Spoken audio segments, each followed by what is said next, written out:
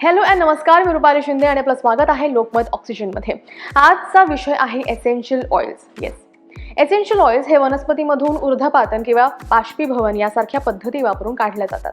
आवश्यक तेल त्यांच्या सुगंधित क्षमतेसाठी सर्वात प्रसिद्ध आहेत, परंतु त्यामध्ये मजबूत रासायनिक गुणधर्म देखील आहेत जे केसांच्या आरोग्यासाठी फायदेशीर ठरू शकतात.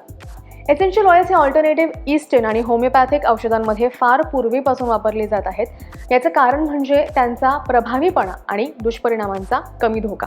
हे कोणते एसेन्शियल तेल आहेत ते जाणून घेण्यासाठी लोकमत ऑक्सिजन या यूट्यूब चॅनलला नक्की सबस्क्राईब करा आणि फेसबुक पेजला लाईक करा.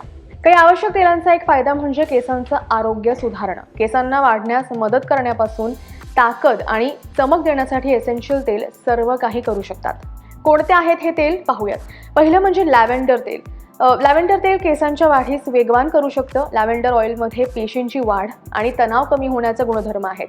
हे जाणून घेतल्यामुळे अभ्यासानुसार संशोधकांना असं आढळलं आहे की तेल उंदरांमध्ये वेगवान केसांची वाढ करण्यास सक्षम होतं. त्यात अँटीमायक्रोबियल आणि अँटीबॅक्टेरियल गुणधर्म देखील आहेत जे टाळूचे आरोग्य सुधारू शकतात. ते कसं वापराल तर लॅव्हेंडर तेलाचे काही थेंब 3 चमचे ऑलिव्ह ऑइल किंवा नारळाच्या तेलात मिसळा आणि ते थेट आपल्या टाळूवर लावा. धुण्याआधी आणि सामान्यपणे जसे आपण शॅम्पू करतो त्याच्यापूर्वी कमीत कमी 10 मिनिटं ठेवा. हे तुम्ही आठवड्यातून अनेक वेळा करू शकता. दुसरं म्हणजे पेपरमिंट तेल. पेपरमिंट तेल लावल्यावर थंडावा देतं कारण ते रक्त भिसरण वाढवत असतं. हे एनाजिन टप्प्यात केसांच्या वाढीस प्रोत्साहित करण्यास मदत करू शकतं.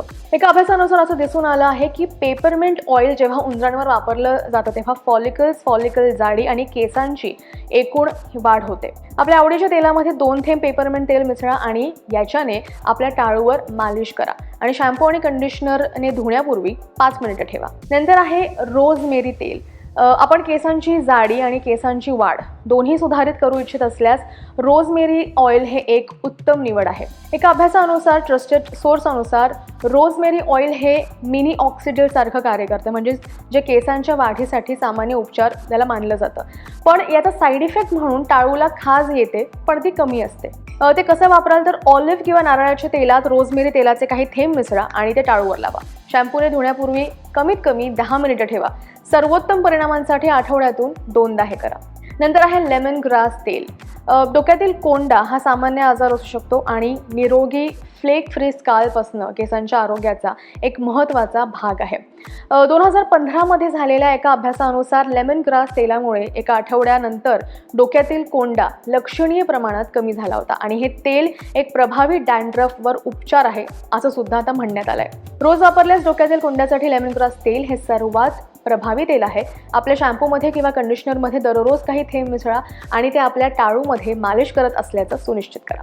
Last but not the least, thyme तेल. थाईम तेल केसांच्या वाढीस उत्तेजन देण्यासाठी टाळूला उत्तेजित करत आणि केस गळतीस सक्रियपणे प्रतिबंधित पण करू शकतं. सेडार तेलाप्रमाणे थायम तेल देखील ॲलोपेसिया म्हणजे जे केस गळती असते त्याच्यावर उपचार करण्यास उपयुक्त असल्याचं आढळलंय. एसेन्शियल तेलांमध्ये हे तेल स्ट्रॉंग असतं. आपल्या टाळूवर लावण्याआधी 2 चमचे ऑलिव्ह ऑइल किंवा नारळाच्या तेलाच्या मध्ये केवळ 2 लहान थेंब थाईम तेल घाला आणि सुमारे 10 मिनिटं त्याला टाळूवर ठेवा आणि मग ते धुवा. तर हा व्हिडिओ तुम्हाला कसा वाटला, तसंच तुम्ही कोणते एसेन्शियल ऑइल्सचा वापर करता हे आम्हाला कमेंट सेक्शनमध्ये नक्की कळवा. आणि अशा व्हिडिओजसाठी लोकमत ऑक्सिजन या यूट्यूब चॅनलला सबस्क्राईब करा आणि फेसबुक पेजला लाईक करा. व्हिडिओ जर्नलिस्ट अनिकेत शिंदेसह रुपाली शिंदे, लोकमत ऑक्सिजन, मुंबई.